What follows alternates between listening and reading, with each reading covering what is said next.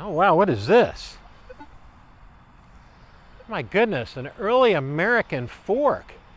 It's showtime. Europeans first settled on Delmarva some 400 years ago, and if you dig deep enough, you can find some artifacts that date back to those days. Sometimes you can find them closer to the surface using one of these, a metal detector. And one Salisbury man has been using his for only a couple of years, and he has found many pieces of the past. Please welcome Mike Hitch of Salisbury. Mike, welcome to the show. Thank you. So you've only been doing this for a couple of years. Yeah, a couple of years. To be fair, when I was a kid, I had a metal detector that wasn't very good, but trashed that way back and then picked it back up about 2 years ago. Why? What interests you in it? Well, I have many interests, but one of my big passions is local history, Delmarva history, and I do a lot of land record research and that kind of thing. And so a natural extension of that was to start looking to see what I could find historically in farm fields around Delmarva. So I'm going to hand this back to you. Sure. I'm afraid I'm going to break it or something. So farm fields, do you have someplace that you usually go on a... Well, one of the tough things to do is actually get permission to go on somebody's land. So what I'll do is I'll ask a farmer or the landowner if it's okay to go on his land. So you just pick it at random? I mean, I kind of pick it at random. You do research as well to find out where things might be, but the two don't meet always. Right. So sometimes I just go after the farmland and then try to figure out if there was something interesting there. You might come across a what we call a virgin colonial site out there that nobody never knew about. And you're finding really old stuff, really interesting stuff, and historically significant stuff out there. So yeah. Now you brought in a whole bunch of stuff. Yeah. Most of it's coins. What would you say is your most cherished find? Well, probably the best. I like to find old buttons because they're more personal. You know, they were buttons on. Can I show you? Yeah, a couple of buttons here. These are called dandy buttons. Dandy buttons. And they date from middle 1700s to 1800 when we were still a colony and an early country. And Yankee Doodle Dandy, so they wore these very huge buttons.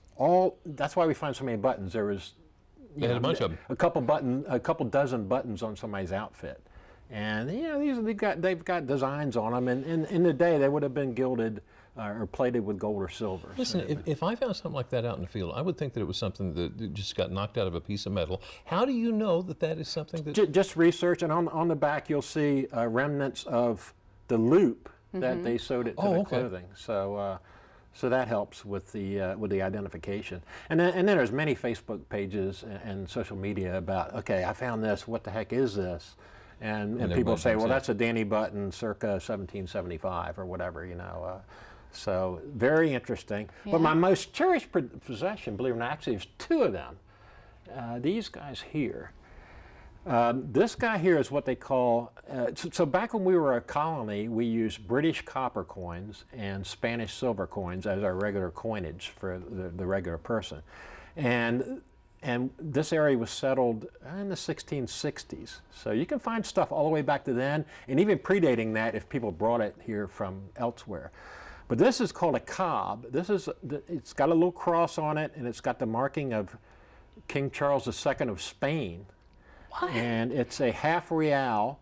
And these are very crude. They're not round, as you can see. And they stamp them from a blob of silver and then cut around them to get to the right weight to be, merchantable with that weight of silver. Right. So this dates from probably 1680 or so. And you found that right here on Delmarva? Right in a field in Worcester County. Really? Yeah. You only got half of the other one. The other one was found right in the field in Wycomico County. It's a little bit newer than this one. It's 1717. The date's right on it. It's a 2 real Spanish silver. Again, it dates from 1717. I found it in a place there shouldn't have been anything from 1717 at. So it tells me there was surveyors or trappers or somebody there carrying this around. It's called a pistarine. It's basically pirate treasure, they quote unquote. But a 2 real, and you'll notice it's cut in half. So whatever this guy used this for, it cost him 1 real. And to get to 1 real, he cut the 2 real in half. And you can't see it on camera here, but you can see that this is scored halfway again, so he can cut this in half again and make a make change. A quarter, which would be a quarter of 2 real, which would be half real. Half a real. So, you're right. This is so fascinating, Mike. We're going to actually take a break and come back and talk a little bit more about what you have and also a little advice if somebody else wants to try it. You might think somebody was playing marbles, right? So actually, these are musket balls. And when we picked them up, we were surprised by how heavy they are, because of course they're lead. Yep, Yeah. they're solid. Yep. We are back with Mike Hitch of Salisbury. He's telling us some of the fascinating finds he has come across with your metal detector. And it's not just coins, although a majority of it is. Wait, these are musket balls. What are they made out of? Solid lead, and they come in all sizes, from very small pistol shot up to musket shot, and that's what they used to hunt with. And you found this here? Yeah, and as your metal detector, they show up as an item on a metal detector. We're walking right over the top of this every day, and we don't realize You should see the bowl of them I have at home. That's just 2 examples. So yeah, you run into them all the time. So this is a common thing? Yeah, yeah. That's interesting. Now, I mean, it's not just things from centuries ago. I'm sure with the farms you find old pieces of equipment, things like that. Yeah, axe heads, old knives, and kitchen utensils, spoons. Do you ever find something and you don't know what it is, but you're sure it's old and it's significant? Yeah, after a while you get to know that, I know this is old, but I'm not exactly sure what it is. So there's lots of social media out there, Facebook and others, that you can go online and say, I found this weird looking thing. It came from a site that I know is 1780 roughly.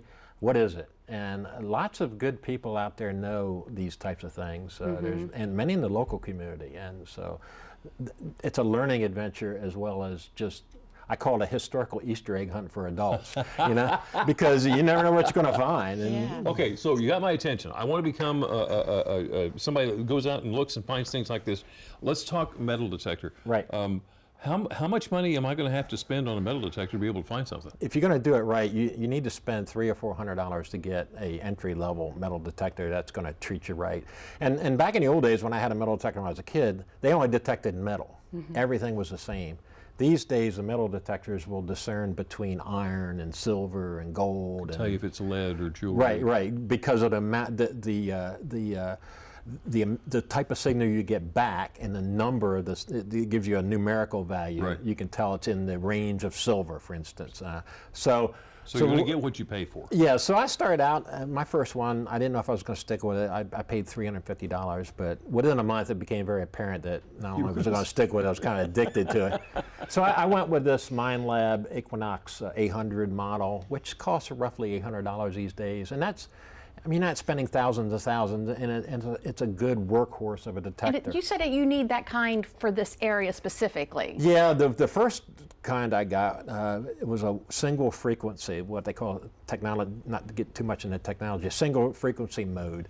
And it turns out if you're around brackish or salt water, that thing starts chirping and all kinds of sounds in your ear. You can't discern whether you're finding something or it's just background noise. Right. This one's multi-frequency. I think it's 5 frequencies at the same time, so it cancels out that chirping, right? Okay. And so you can really focus on the actual metal detector. We could talk about this all day. We really could. But unfortunately, we can't. Mike, thank you so much for bringing this in. Thank you very much. I enjoyed coming. Thanks for having me. Yeah.